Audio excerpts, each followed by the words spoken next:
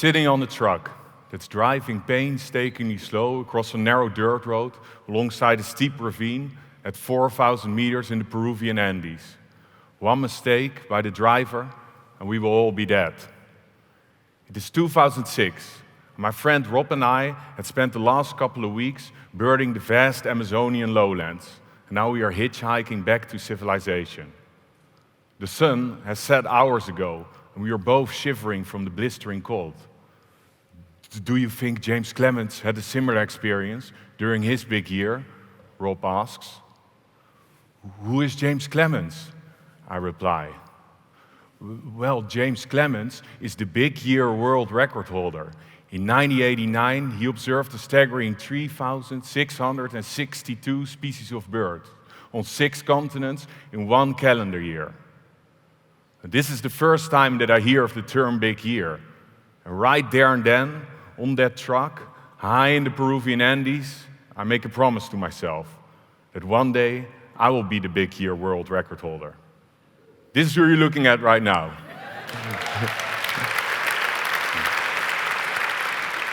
I kept my promise and I made my dream reality. In 2016, after 2 years of intensive planning, I traveled across 6 continents, through 40 different countries, and I observed no less than 6,852 species of birds, of the roughly 10,700 species that are currently known to science. Like this majestic Saris crane on the Great Indian Plains, which is 1 meter and 56 centimeters. It is the tallest standing non-flightless bird of all. Or the spectacular turkey-sized southern crowned pigeon in the remote lowland rainforest of Papua New Guinea. Or the shoebill, a rare stork-like bird with a humongous beak that makes the papyrus swamps of Uganda its home. And of course, the mythical horned guan in the remote cloud forest of Guatemala and southwest Mexico. To see this bird, I had to walk the Sendero de las Lágrimas, better known as the Trail of Tears, a trail that is notorious among birdwatchers for being one of the steepest, muddiest, and most dangerous treks in the world. I started climbing at 2:30 in the morning on a pitch-black night with only my headlight to lead the way. And as I climbed from 1,000 to 2,500 meters, I struggled, but eventually found the beast. It all started about 2 decades ago, when I was 12 years old, growing up in the coastal town of Scheveningen. You see, back then I was already fascinated by nature, and especially birds. I was reading a feature about seasonal birds, my favorite birdwatching magazine, and I read that with northwesterly storms, seabirds like gannets and jagers could be observed along the Dutch coast. I looked through my window and I saw dark rain clouds rushing overhead. My heart skipped a beat. So I rushed up to my mom's study and I said, Mom, we need to go." "What is it, son? Is the house on fire?" she replied. Well, it took some persuasion, but eventually my mom gave in and drove me to the Scheveningen harbor. Together, we walked the pier all the way to the green lighthouse at the far end. But besides some gulls, I didn't see any seabirds, so to be honest, I was a little disappointed. But there, sheltered from the wind, behind the lighthouse, sat a man in a green raincoat, hunched over a telescope. "Are you a bird watcher?" I asked. The man smiled and pointed at his scope. So I closed my right eye, and with the left one I pressed against the eyepiece. Right at that exact moment, I saw my first Arctic jager, a beautiful, elegant seabird that I never dreamed of seeing with my own eyes, let alone just a stone throws away from my house in Scheveningen. From that point on, I went birding every day, before school, after school, and to be honest, quite often during school. Because of my obsession with birds, I was, of course, a bit of a nerd during my first years in high school. You see, birdwatching simply wasn't cool. When I went birding, I had my binoculars safely tucked under my jacket so that my classmates wouldn't see me as a weirdo. I found this frustrating sometimes.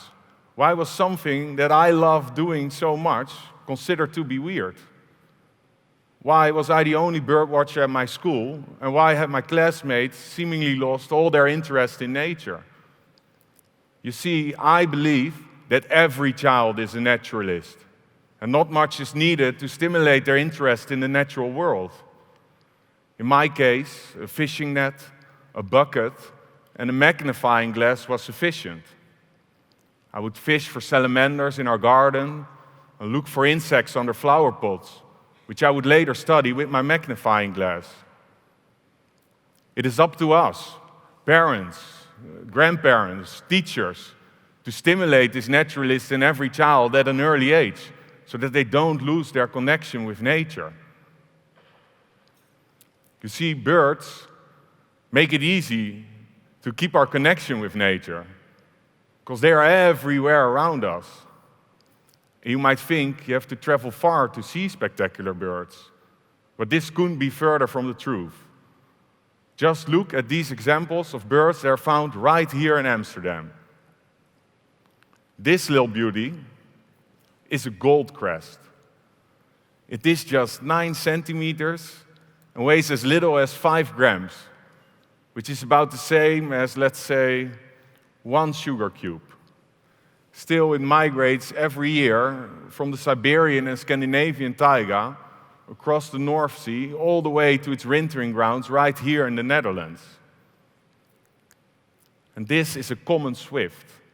This bird migrates every year to Mozambique and back.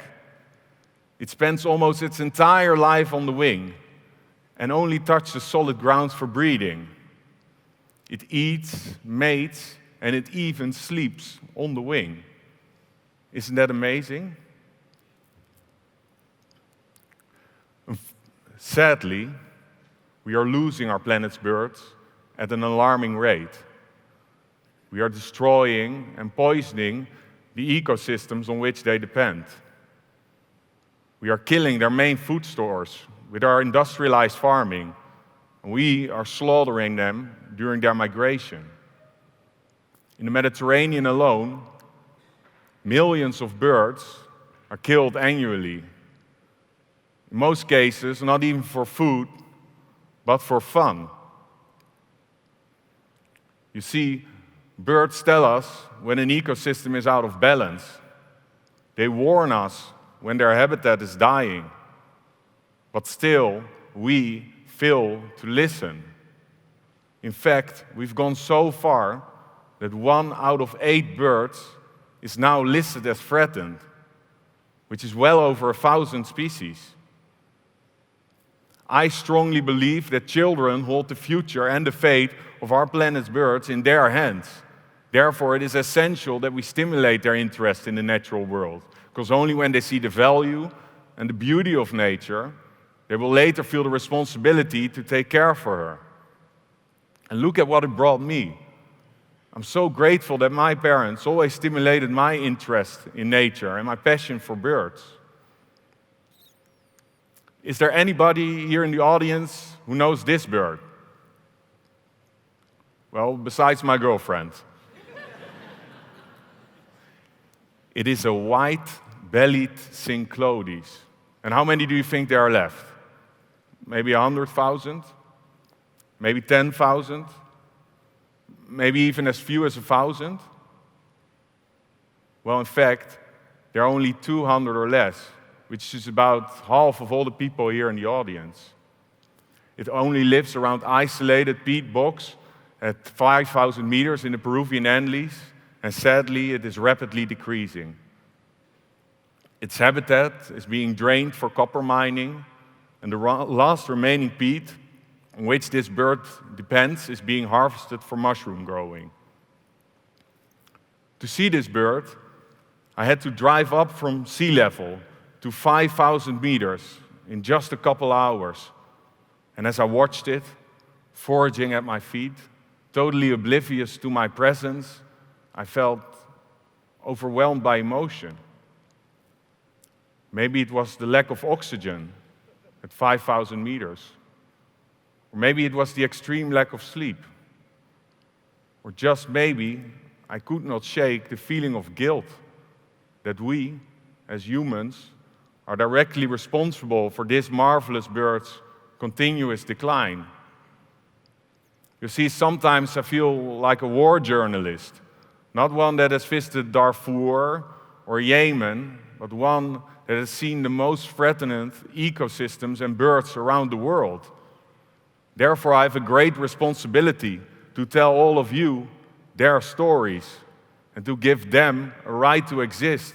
Because why would this white-bellied cyclodes be any less important than, let's say, a tiger, an elephant, or a gorilla? For this reason, I am species champion and ambassador for BirdLife International. This fantastic organization is the most important safety net for our planet's most threatened birds. Through immediate conservation, habitat restoration, captive breeding, and working with local communities instead of against them, this organization does everything they can to save our planet's most critically endangered birds from extinction. And trust me, it works.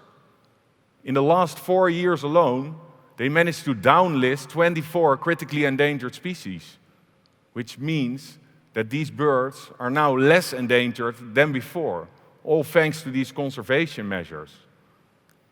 Like this stunning northern bald ibis, a bird that was down to just several dozens of breeding pairs.